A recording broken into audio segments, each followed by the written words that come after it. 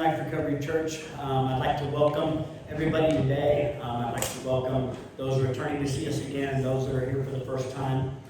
We do, if you are here for the first time or you have not filled out one, we ask you to please fill out a Connect card off of the deal. And on here, get your name, address, email. You should recover, like a welcome email has been set up. We're working on what that process looks like as we grow. We want to grow with you. And what I mean by that is on here, there's also a spot if you'd like to serve or become involved with the church. I say it all the time, it's a great time to become a part of a church instead of visiting a church. Perfect. It's a real big deal. Sometimes we try to visit places and get the good stuff that they have, and we're not going to get it unless we involve ourselves. All right, we have, actually, we got a note here that says we're going to pass the basket first. We're going to pass the basket around. If you have a few dollars to put a few dollars in. If you need a couple, take a few out. There's also a cash app in there. All the money goes towards our homeless ministry. It goes towards our building fund, towards buying this building, towards the community. There's no paid staff at our church, so everything goes into the church fund. And we're working on we have a new treasurer, so we will start having a report that is readily available for everybody to see every dime that's spent. We're going to try to put it on that fourth board down there so that in the meantime, anybody in the church can give us accountability. So we're working towards that, and we thank our treasurer, which is wearing a lot of hats and making a lot of things for us, so we appreciate you. All right. Bumpity. Now we're going to go into some announcements. My clicker is probably not going to work real well. All right, our next community outreach is going to be June 13th. For those of you that have been with us for a while, you know that on the second Saturday of each month, we meet here at 9 or 10 o'clock. We head out into the community. We load up the box truck. We load up with supplies, Narcan, food, clothes, dog food, and we head out towards the camps and in the homeless area where people are less fortunate, and we love on them. We also create a hot meal, so we take them chili. We had brisket chili last time. It was really awesome that our guy Gary put together. And it's an opportunity to go and love on them like socks. It's crazy how much I'm in here like, hey, socks are so important. One of the guys literally when I said socks, he dropped his sign and started to say, man, you'd be amazed how important socks are. You know what I mean? And he came and walked 2 blocks with me to get some socks. So that being said, if you can be here in person, it's another opportunity to be involved with the church and not just visiting a church. And even if you can't be here, we need hygiene items, we need shorts, we need those socks, we need things like that to hand out. So great opportunity to get involved with what we're doing. June 13th will be our next one.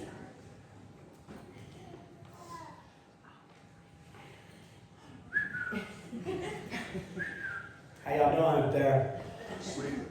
Click. All right. As we grow, just bear with us. These are the new guys. Yeah. All right. All right. We're going back to one service, and some of you may know you already showed up on time. We did try 2 services for a while after Easter. We backpedaled a little bit. I talked to a few of my mentors and things, and turns out church attendance drops a little bit in the summer due to games, due to life, due to swimming pools, vacations. So there's a little bit of less people that can make it on a Sunday. So we're going to return to 1 for now. We'll revisit 2 later. But what we have incorporated, rather than having another service, is we're going to start to eat directly after service. Rather than some of us bundling up in little groups and going out in the community to restaurants and eat, we're going to prepare food here and we're going to break bread. We've done the last 2 weeks, we've all ate downstairs, and it's caused conversation and laughter and things like that. And it's been really, really exciting to see, so I really like it, and I think we continue to do it. So this coming forward, if you can bring a side, do. If you can't, don't worry about it. The church is going to try to provide as much as we can so that there's something for everybody to eat after church. All right, so we will be doing that today. Today we got honey baked ham. Go back up 1, please. All right, Bible study on Wednesday, 6:30 we have Bible study. It is also an eating Bible study. So we meet here at 6:30, we have pizza, or sometimes we cook and things like that. We eat here, and then we come up, we praise God a little bit, and then we get into the Bible. So we are in the book of Acts. We did Mark first. We ended Mark where Jesus was crucified, and we jumped right into Acts. and we're going into Acts 4, where Peter and them are embarking to go ahead and start the church and all these things. It's really exciting. It's been a great conversation. It's another opportunity to become involved in the church, not just visit the church. All right, so Wednesday night, 6:30, come help us support. All right. Baptisms. Okay, we've had a lot of people seeking baptisms, asking about baptisms, when we're going to do them again. We haven't done them in several months. We have a few people that have reached out already. We do have a sign-up sheet coming for the baptisms, and there's also a mark on your Connect card where you can mark that, and we're tracking that. We are going to do them directly after service on May 31st. All right, so right after service, we have a baptism deal out here, and we're going to put it out here so that these crosses are behind it. It's going to be a really big deal. So that being said, since we're eating now, like we will be eating, baptizing people, doing church, praising God, like the 31st ought to be a really big day. So let's go ahead, get signed up for that if you can, or at least be here to support in that, because it's a big deal when somebody gets baptized.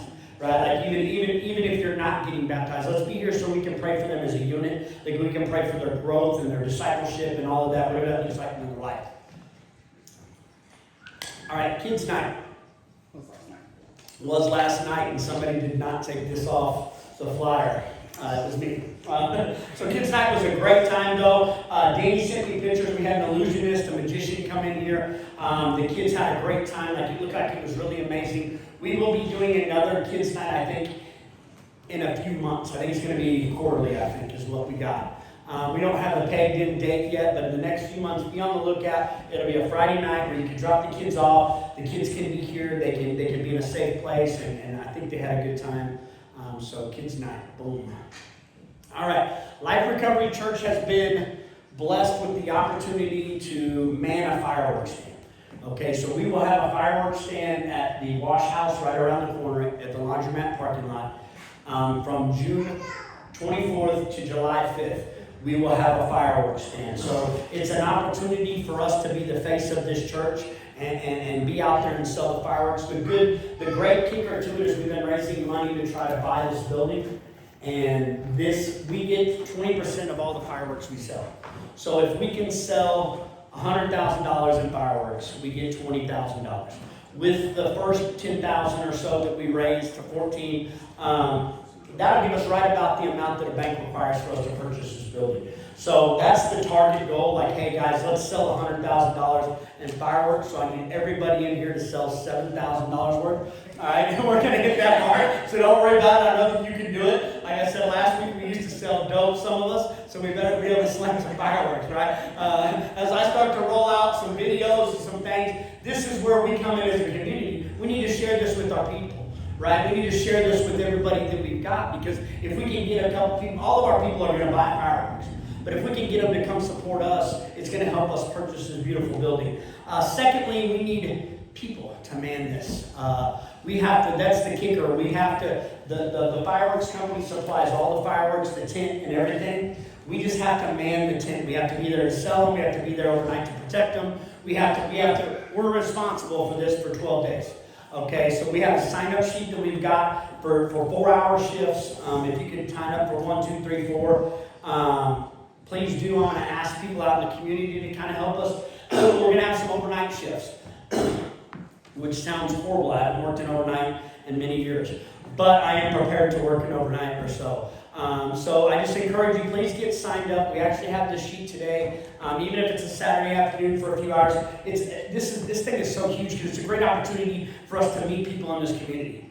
This community that we're in, they're going to buy their fireworks there, right? Like almost for sure, some of them are going to be there. We can invite them to church. We can smile at them. We can show them old broken people that have changed their life. They're out here smiling and happy. Who knows who we might run into? Because that's how God works. You might be standing there and that guy from way back comes in and you used to party with and you're like, what happened? Well, I've been going to church. I've been going to meetings, and it changed my life. So let's just be a good steward of that. It's a great opportunity. June 24th at 9 a.m., they will be delivering the fireworks. Okay, and it's going to be a setup day, setting up fireworks. If I could get as many people, I know it's a work day, but if I could get as many people there at 9 a.m., if you don't have work and stuff, to help me unload this stuff, we're going to be in charge of setting up the tables and putting it where it needs to go and all that. So if anybody can be there June 24th, please put that on the sign up. It's written delivery day on the sign up. All right.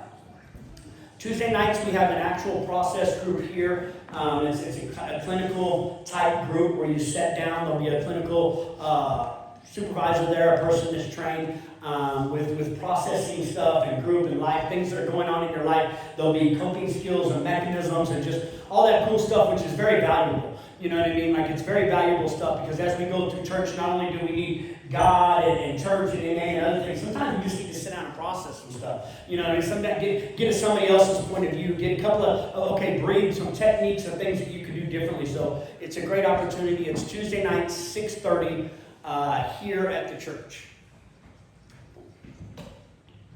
All right, worship team. We're in the process of trying to build a worship team. As you can see, that's how our worship is, and like, we really, really like that. There's something about the YouTube and people praising, just singing to God. Like, we really, really like that. We do have aspirations of having an actual worship team.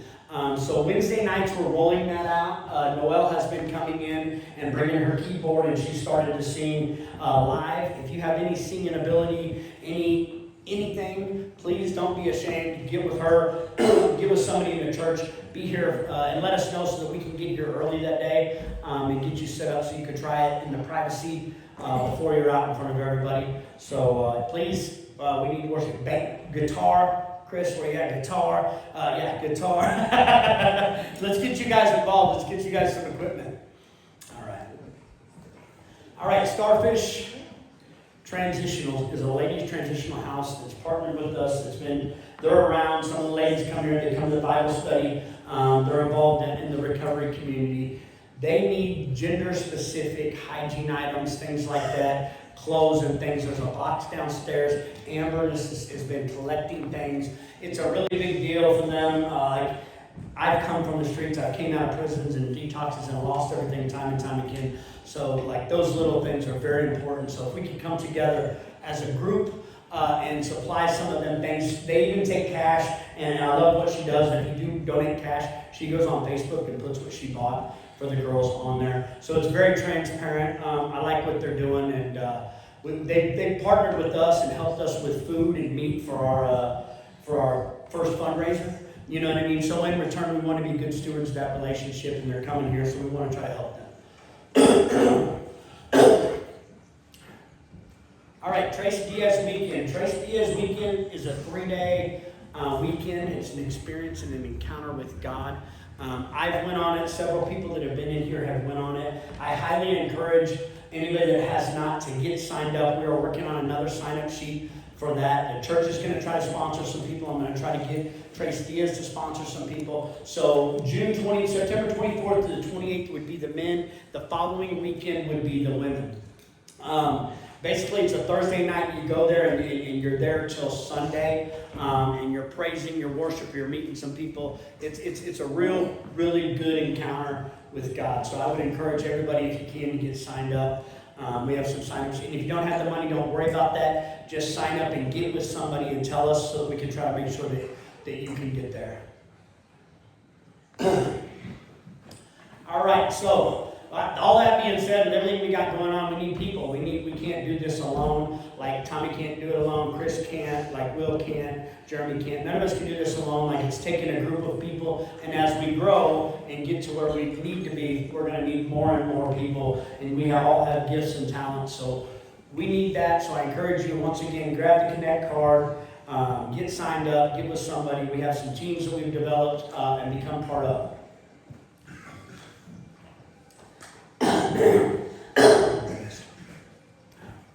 All right. Arrow down. You need to escape out of that. So click back on your picture and now hit arrow down. All right.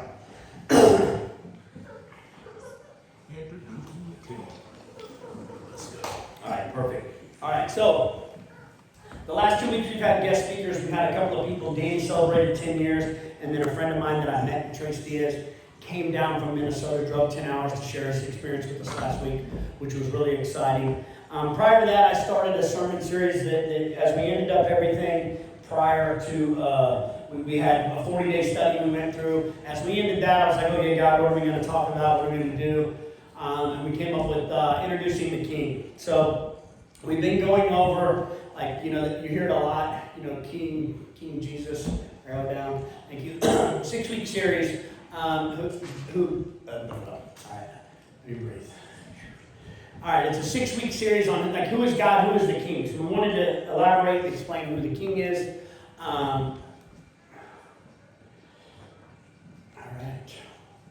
right, so the 6 categories of 6 sermons that I came up with is the Creator, the Provider, the Teacher, the Father, the Savior, and eternity.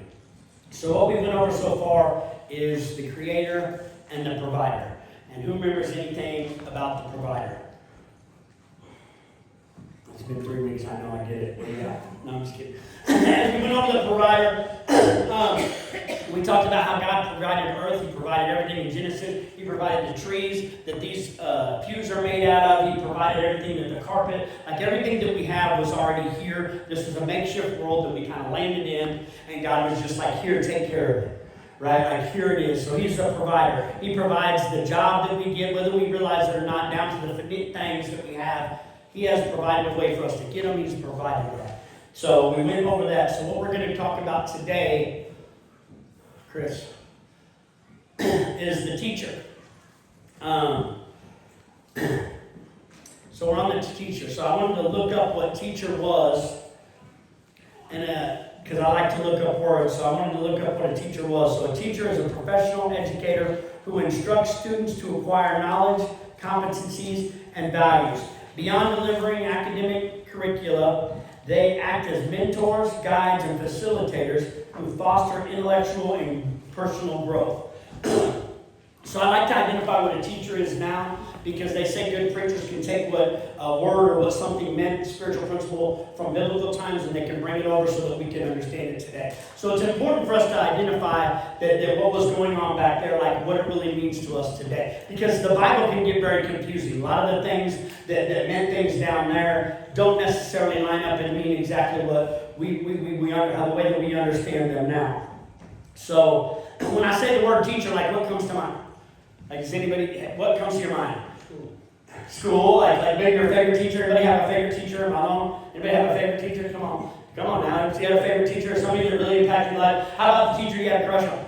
Anybody have a teacher that they had a crush on and they're like, come on now. You got a teacher, young man? So when I say the word teacher, like certain things come to mind in our era. How many of you, when I say teacher, thought of God? Like we really don't think of that. Like it's not really what comes to mind. And that's not bad. Don't do that. Don't like I'm knocking you on the head like you should have thought of God like he's a teacher. It's just not what we naturally go to school or we go to that next thing. So I had a math teacher and his name was Mr. Sumner. And he was an algebra teacher, and like it was right at the brink of where I just got into high school. I was getting ready to, I didn't know, but I was getting ready to get in a whole lot of trouble and do some dumb stuff. And he pulled me to the side one time, and he was like, he tried to help me. He said, dude, you're so smart. You're here about half the time, and you have an A in this class. And he's like, you're so smart. Like, and I don't know if he could just see that I was headed down that path, or if it was God talking to me through him. But I did listen. I often wonder what happened to Mr. Sumner. But we've all had them people that try to talk to us, or that teacher that tried to pour into us, or seen some. I just went to my daughter's graduation. One of the teachers the students got to vote the favorite teacher that could share with them. You know what I mean? And he told us real amazing stories. So it was really, really cool. These are the things that we go through. Even after he talked to me, I did go down that bumpy road. You know what I mean? And within 3 or 6 months, I was on my way to a prison. So I know today that it was probably God trying to talk to me through him. So next,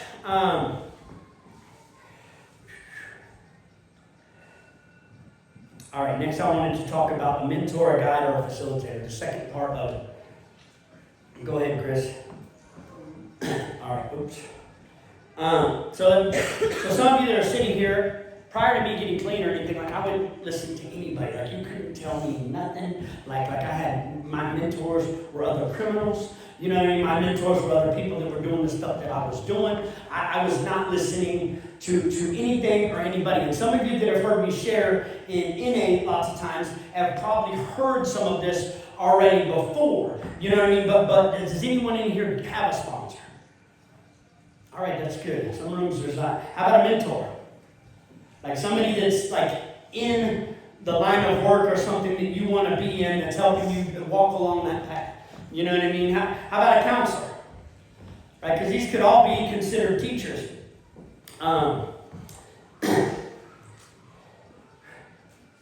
So we've all had those people that try to tell us prior to getting into things, like don't do drugs, don't drink and drive, don't do all these things, right? I don't mention, but I did. We've all had that voice in our head.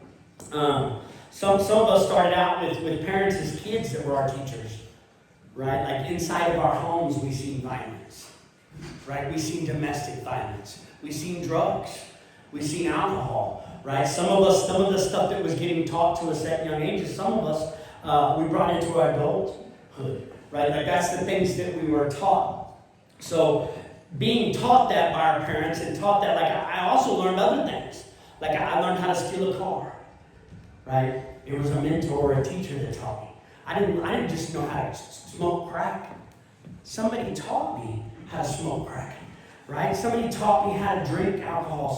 So these were mentors in a path that I had chosen all along the way. And here's the problem with it is that we get into recovery or we get into church or we get into someplace trying to change our life and we don't need a mentor. Right? But we had mentors messing up our life.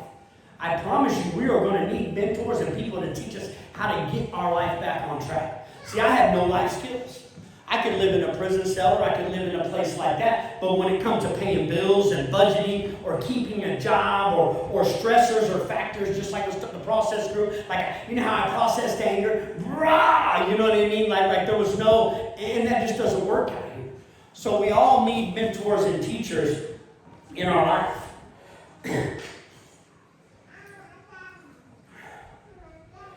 So we're afraid to ask for help. Like I was afraid pride kept me outside for so long. Pride kept me doing the same things over and over again. Right? And it was a false pride. Like I felt like that this is the kicker. I felt like that if I did turn to that 14-year-old that started making up life decisions all on his own that landed him in prison and everything would be giving up some sort of shield of honor that he had. Right? Has pride ever kept you outside?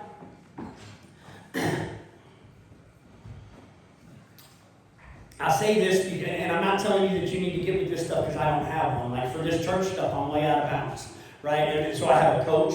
I have a mentor. I've been going to school. I meet with a group of pastors that are like 7 other churches locally. You know what I mean? And I'm asking a lot of questions. I'm like, hey, dude, I don't know what I'm doing. Like you know what I mean? Because we need this in our life. Right? We need this. Why wouldn't we need it when we come to God?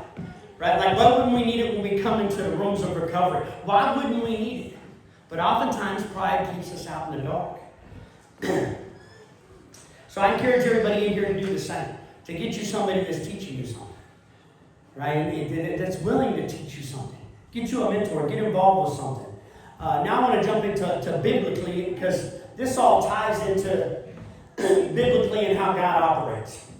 Okay? And I want to jump into Genesis from the get-go. And it says, the Lord took the man and put him in the Garden of Eden to work it and keep it. And the Lord God commanded the man, saying, you may surely eat of every tree in the garden, but of the tree of knowledge of good and evil you shall not eat.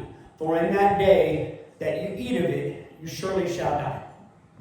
Right? So we went over how God provided everything. In 6 days gave us this turnkey earth, like come in here and have earth. And so here it is. He's like, hey, do everything you want to. You're in control of the animals. You're in control of everything. Like this is your world. Live. Right? Live. But don't eat don't do dope.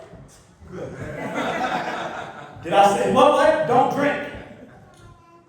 Come on, because let's tie it into our life. Did anybody ever tell you not to do that? There was a whole campaign, just say no. This is your brain. You ever seen the commercial? This is your brain on drugs. Right? I mean, does this sound familiar? And this is from the very beginning. The very beginning, God, and this is God talking directly. We don't get that today. This is God talking directly to Hillary. Hey, don't do drugs. And Hillary's like, I don't know. I think I want to try drugs. Right? Like that's me.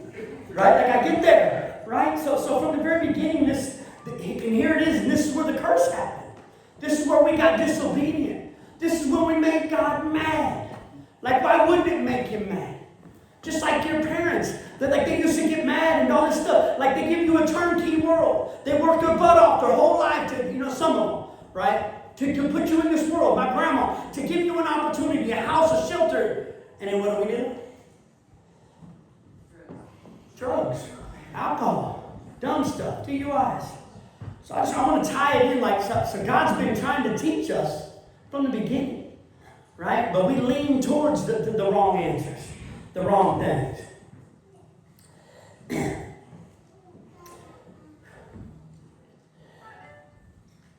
All right, so we're going to go to the next one.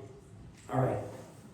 In Exodus 3:5-6 it says, God called him out of the bush. So this is Moses. We're going to fast forward. This is man again. This is God. Because this is what I'm trying to explain is who God is to us and how He ties into being a teacher. And as God called him out of the bush, Moses, Moses, here I am.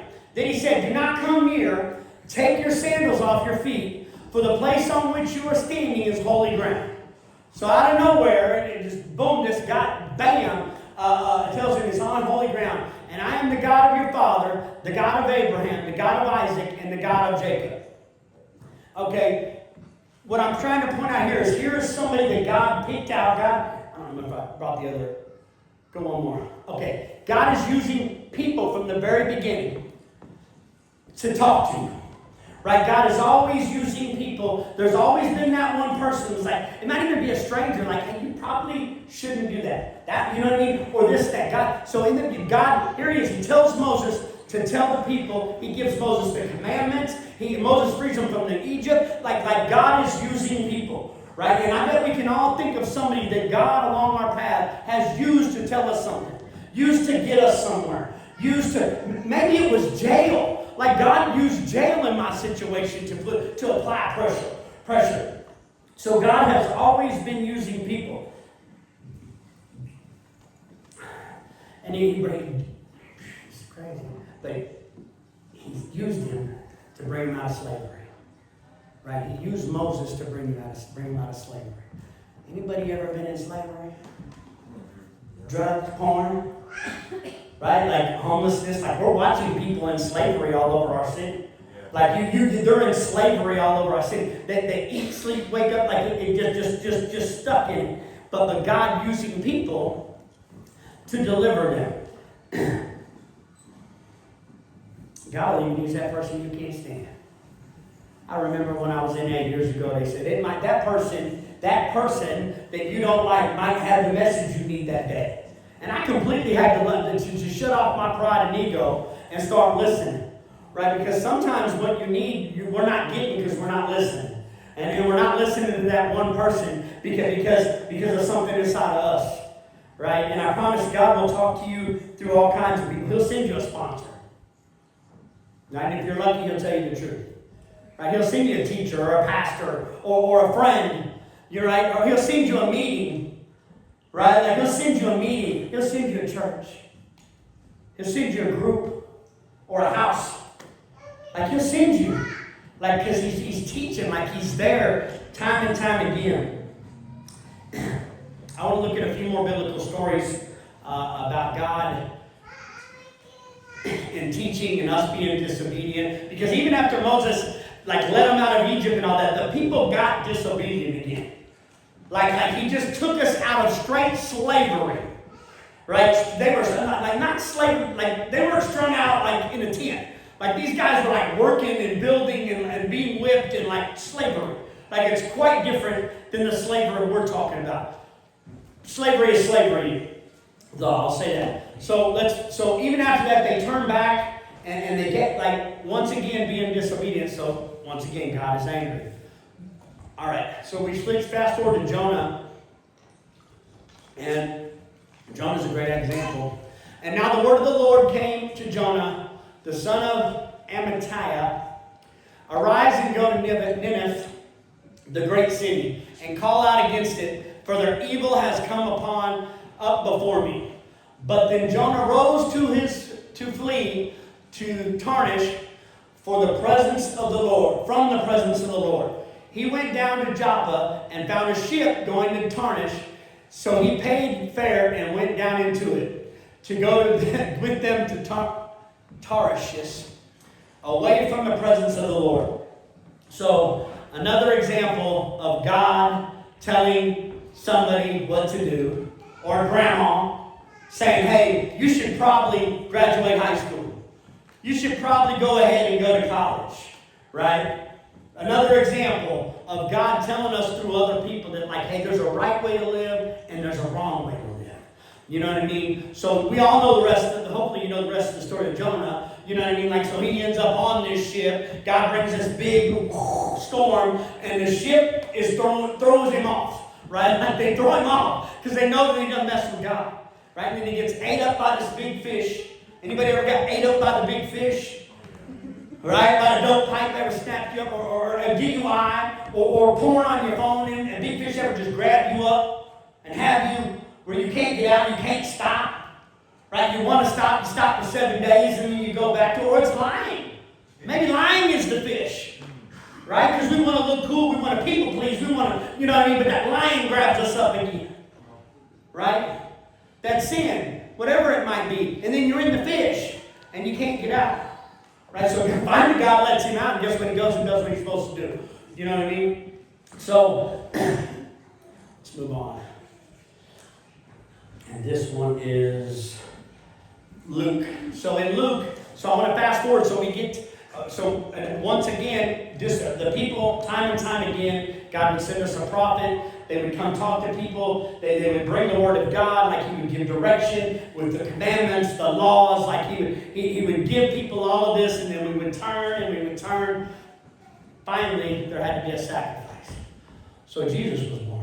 Right? So he sends his son. Doesn't he not only love us to give us a turnkey world, and we start messing it up the whole time? I don't know about you, but it was my grandma for me, but I'm sure there was somebody for you that no matter how many times that you messed up, that you showed up, they'd make you a plate. Right? They'd give you a sandwich. Be starving. Or they come bail you out of jail. Right? There's that person. Right? There's this loving God that we continue to sin. And you know what he does? He says, James, I'm going to send my son to die for you. To do your time. Right? I'm going to say, so we know the story of Jesus. He's born, he's growing. Like as a young kid, they find him in the synagogue, like teaching and biblically talking to the scribes, to the people that know, the people that killed him. You know what I mean? The people, right? And this is in Luke. He goes on, and every day he was teaching in the temple. But at night he went out and lodged on the mount called Olive. And early in the morning, all the people came to him, to temple, to hear him. So Jesus was teaching people, like all day he was preaching, he was scribing. Go ahead, one more. Jesus often taught his disciples, though, in private. Right? He would go out and preach, but he would get with his people one-on-one, and he would teach them. He taught him so much that now there's a Bible of scriptures that we have to be taught from. Right? Because most of them stories and most of them things, it's about Jesus. Right? So we go on. This is the kicker too. Jesus taught them as he walked out ministry with them. So like at that homeless outreach. Right? It's not about what we're saying, it's about what we're doing. Like Jesus was doing ministry. Like he was on his way to atone for our sins. Walking with them, teaching them, spending life with them, doing this all to die for them. It's crazy. I'm not worthy. So,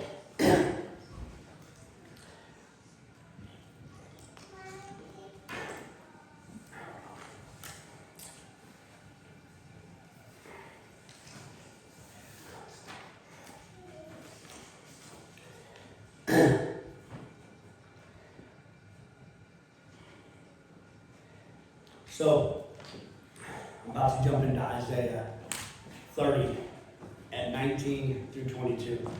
So as we jump into it, I want you to picture, I just want you to stop and get in your mind and picture God talking to you, right? Talking to you about whatever sin, whatever thing that is, whether it be porn, lying, stealing, whatever shame, guilt, like God talking to you, right? And maybe it's not about something you're going through now. Maybe it's about something you went through, that He got you through, and this can help increase your praise. But I want you to stop and look at it from that perspective, because as I read it yesterday or the day before and this morning, that's the perspective that came out. So I want you to picture it like that thing. And maybe it's something now that you can't get over. And it says, "For all people shall dwell in Zion. In Jerusalem you shall weep no more. He will surely be gracious to you." Let me go back. "You will weep no more. He will surely be gracious to you at the sound of your cry." Anybody ever cried out to God over that thing? Right? Like I remember my end in 2015, like I literally cried out to God. "And though the Lord will give you the bread of adversity and the water of affliction, yet your teacher will not hide himself anymore." So, the bread of adversity is all this stuff we went through. Like life is not that easy. That thing as you went through it or got over it, or you're going through it right now. Maybe it's a death. Maybe it's relationship issues. Whatever it is, the affliction that's on you, it follows it up. Said, "Yet your teacher." Like there's something inside of that He wants you to learn. There's something inside of those steps or inside of that book or inside of that thing you're going through that you can give the next person, and He will not hide Himself anymore. "But your eyes shall see the teacher." So when we open up our eyes and we get clean, we get that stuff out of our system, we get that stuff behind us, God is going to reveal Himself to us in a whole. He's not going to hide His face from us. He's not going to hide His face. And I know more than anything, I just want to seek His face. I don't want Him to hide Himself from me. Oh, no. No, you went a little too fast. I know I pointed. It's all right. "And your ears shall hear a word from behind you saying, 'This is the way, walk in it.' When you turn to the right or when you turn to the left, then you will defile your carved idols, overlaid with silver and gold-plated metal images, and you will scatter them as unclean things, and you will say to them, 'Be gone.'"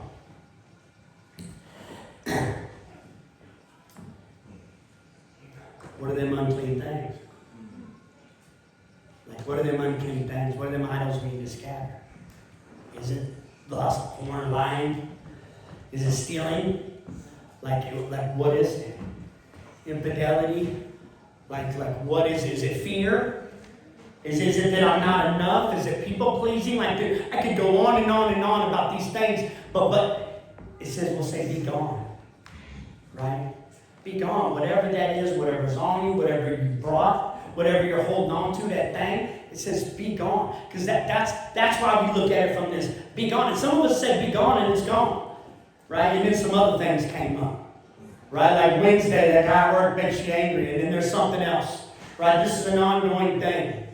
I encourage you, whatever it is, whatever you're going through, we're going to turn on some light music real quick, some worship music. And if you're carrying something unclean, if you're carrying something that's driving you crazy, if that relationship's driving you crazy, whatever it might be, I encourage you to get up and come up here and allow us to pray with you. Say be gone to it, right? Get rid of it. Let's leave it at the altar. The moral of the story, like God is teaching us at all times. He's teaching Chris right now. He got it. Good job, buddy. Yeah, we're going to have food right after downstairs. There's some